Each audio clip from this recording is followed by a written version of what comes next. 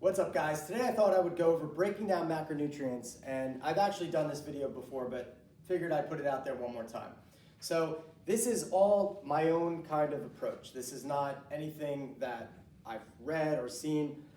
Over the years, I've kind of thrown out some of the methods that I even learned back in school.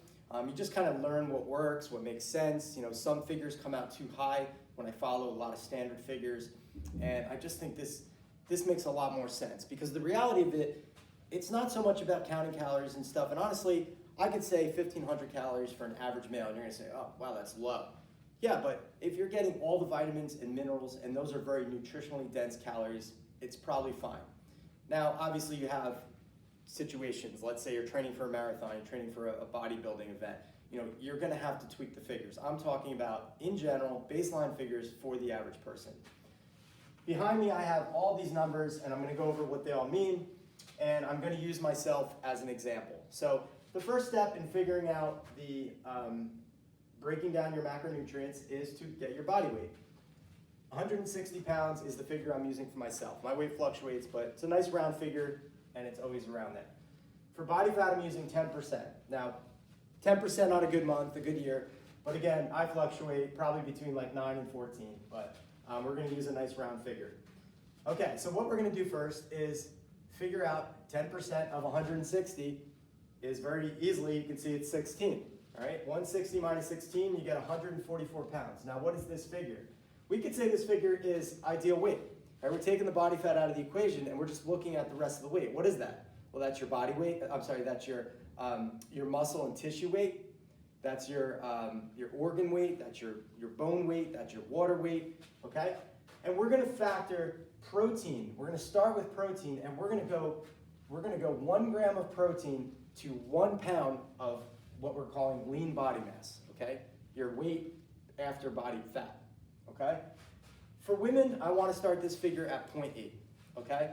Now again, these are baseline figures, and you can go up from these numbers. So I have 144 already written here, and this equates to 144 grams of protein. Now before I go into anything further, I want to kind of go over 2 key points. The first is understanding fuel factors, and that's what I have here. A fuel factor is the caloric density level of a particular macronutrient. So for every 1 gram of carbs, and by the way, CHO is the abbreviation for carbs, for whatever reason. So 1 gram of carbs is equivalent to 4 calories, okay? 1 gram of protein is equivalent to 4 calories also. 1 gram of fat is equivalent to 9 calories. So fat is more nutritionally dense, okay? That's the first point to understand. The second point is what I have here. And if you are not, I don't care what method you're using to break down macros, if you're not factoring body type into it, it's probably gonna be weird, because there's different body types, as you can see. Some people can handle carbs. We all have that friend. I mean, I grew up with a kid who could eat a whole pizza and a sub in one sitting. The kid never gained any weight, okay? He's an ectomorph, all right? So we have the ectomorph, you can say, can generally handle more carbs, more calories, and metabolize them better. The mesomorph is my body type, kind of more adaptable, can lose weight, can gain weight, generally fit, a little more curvy. An endomorph has a little more trouble and has a little more resistance to insulin. So we could say they are not processing carbs as efficiently. They kind of stay a little bit big boned, I guess we can call it. So these are the ratios of the macronutrients. Now these are percentages, okay? And I want you to just take a look here, and you can see the differences. You can see there's a consistency of protein. And why is that? Because I think protein is the one thing that we can agree upon is very important to our diet. That's not, you know, this 30 did not come from somewhere. This is just my own formula.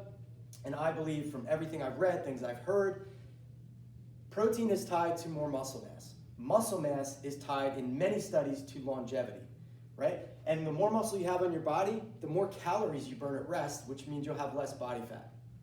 Just makes sense, all right? So let's try to stick to 30%. Now, again, if you're training for a bodybuilding, event, you're gonna have to up that protein, all right? If you're training for a marathon event, you're gonna have to up the carbs, okay? So now we can take a look at these next 2 columns of carbs and fat, and there's an inverse ratio relationship between the 2.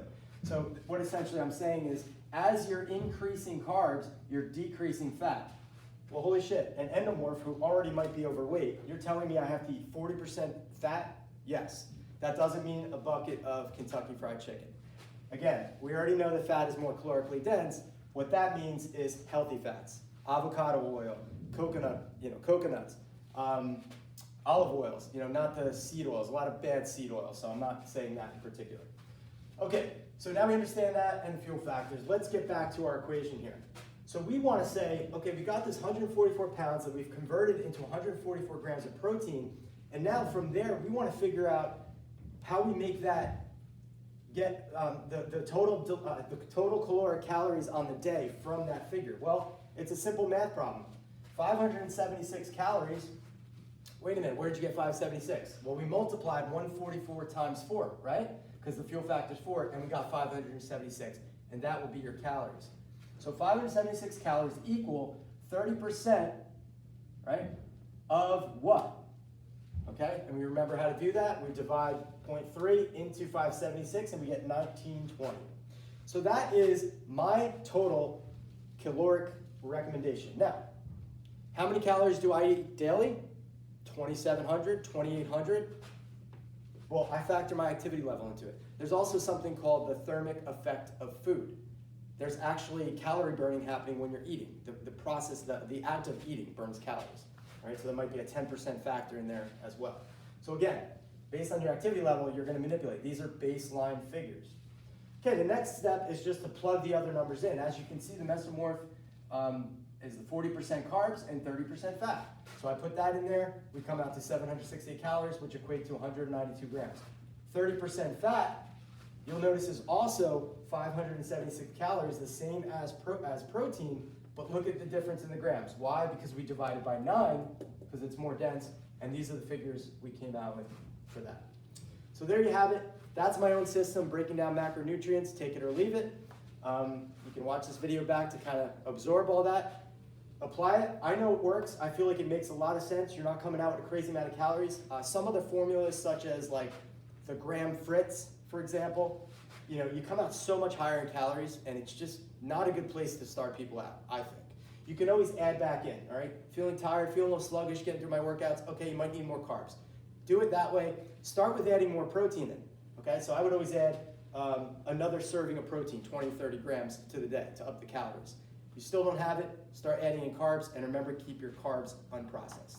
There you go, guys. There's my educational video of the day, and I hope you guys will apply it.